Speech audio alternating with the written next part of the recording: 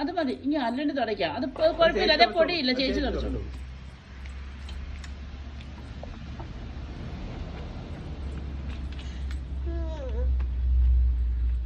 ജോലിയാണോ അല്ലിക്കുട്ടി? പിന്നെ തുടയ്ക്കാം.